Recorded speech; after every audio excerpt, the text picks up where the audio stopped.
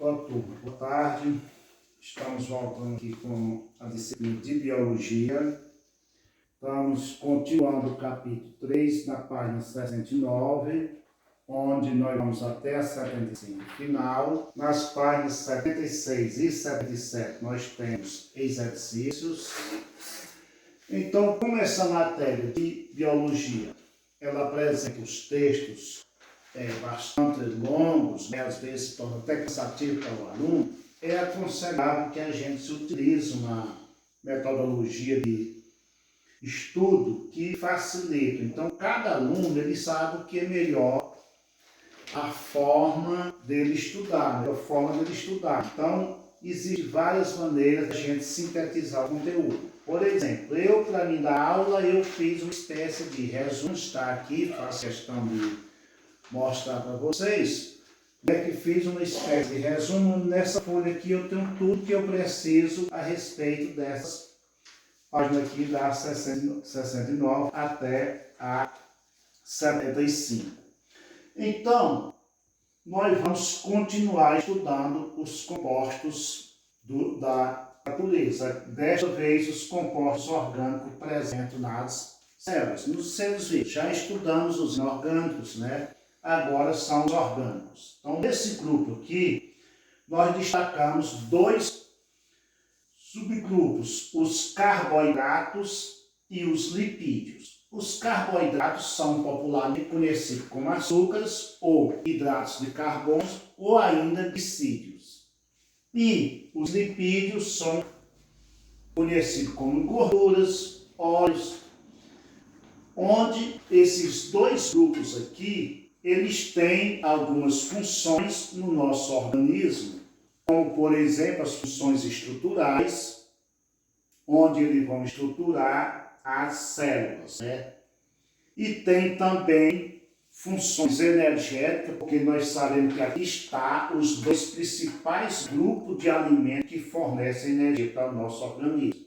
Essa energia é fornecida para as células que trabalham fazendo as transformações dos materiais do nosso corpo.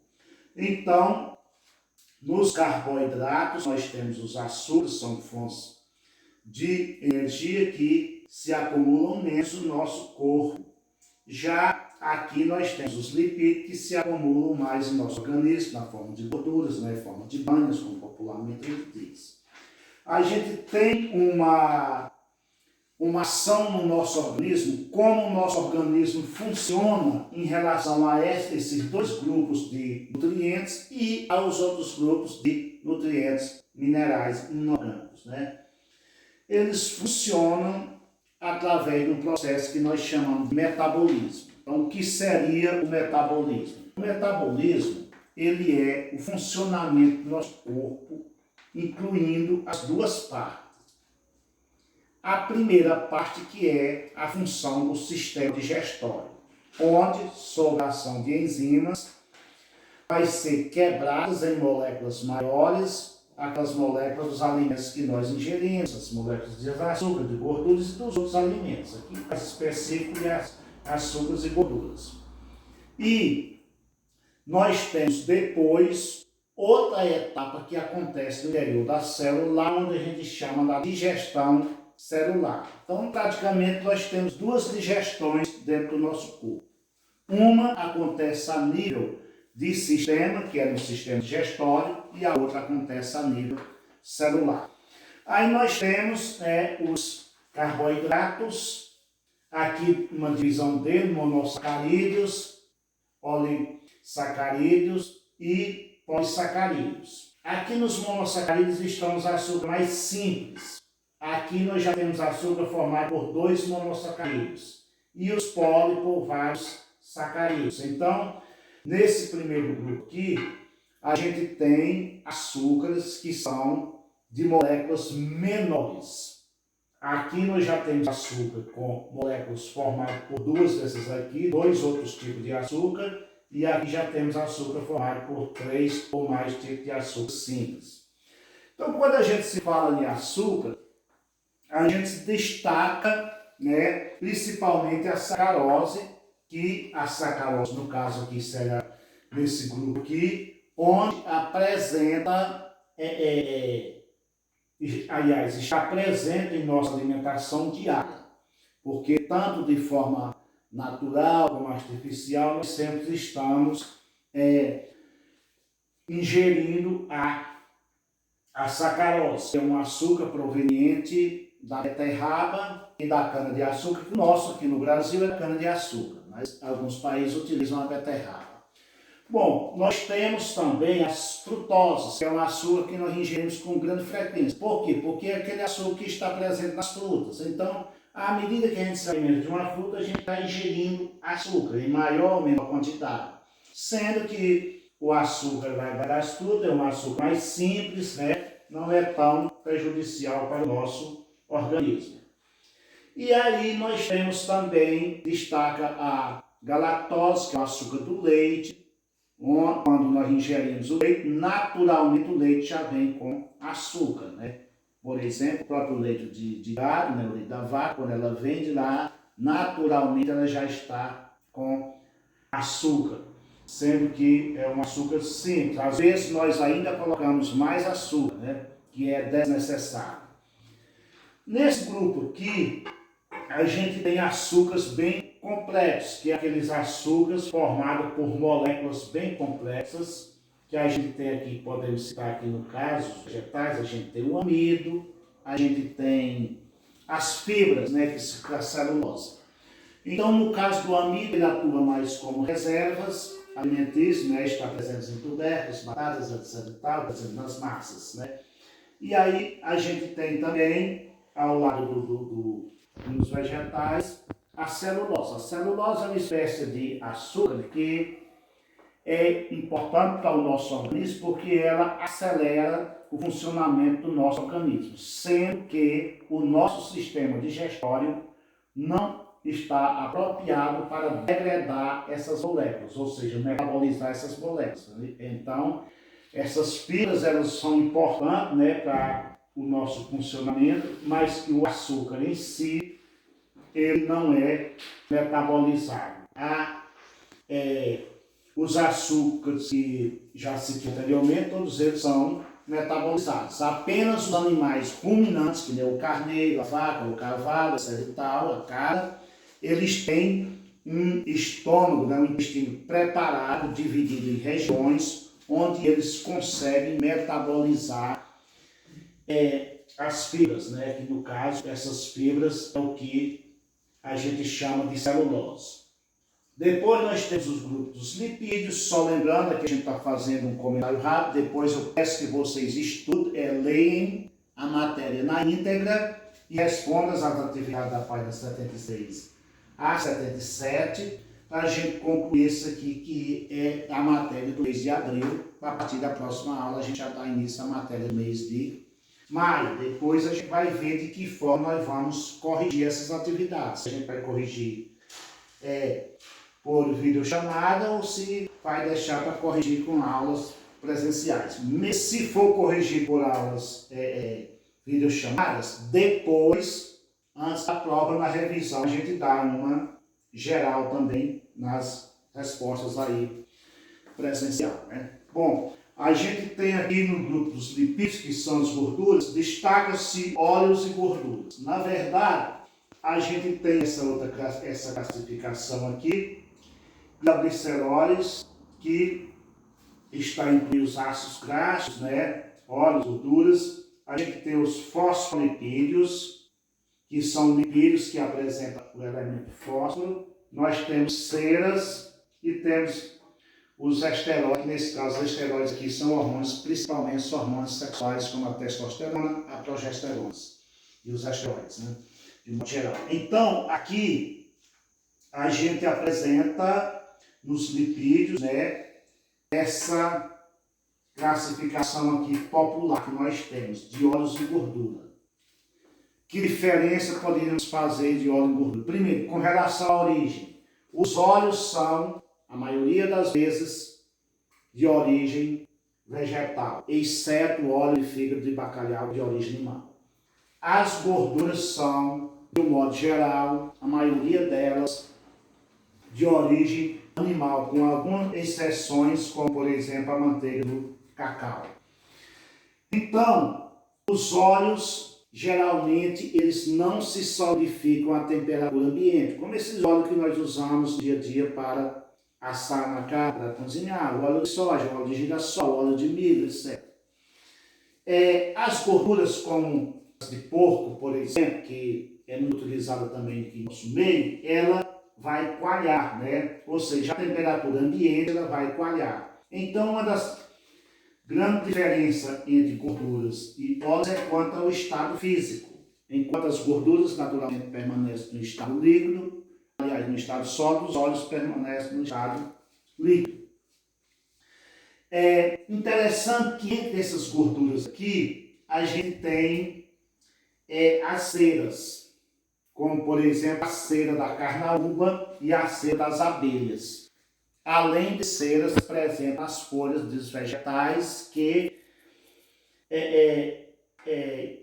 apresentam uma propriedade, né, protetora para aquela folha. Então aqui nós temos nesse grupo da cera um destaque principal para a cera da abelha e também para a cera da carnaúba.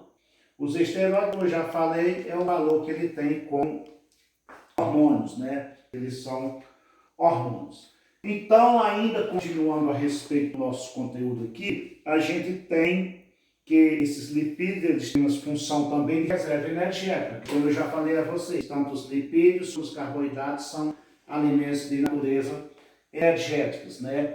E além disso, eles são considerados também isolantes térmicos, ele vai dificultar a perda de calor. Nós temos os lipídios e a saúde humana. Essa parte aqui, gente, ela é muito comentada popularmente por todos nós.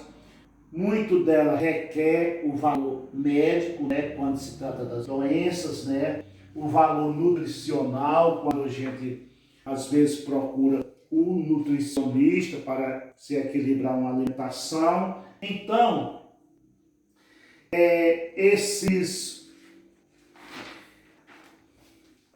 lipídios, eles têm uma relação com a nossa saúde, porque eles podem provocar obesidade, por exemplo, né? E a partir daí poderá vir uma hipertensão, diabetes, etc.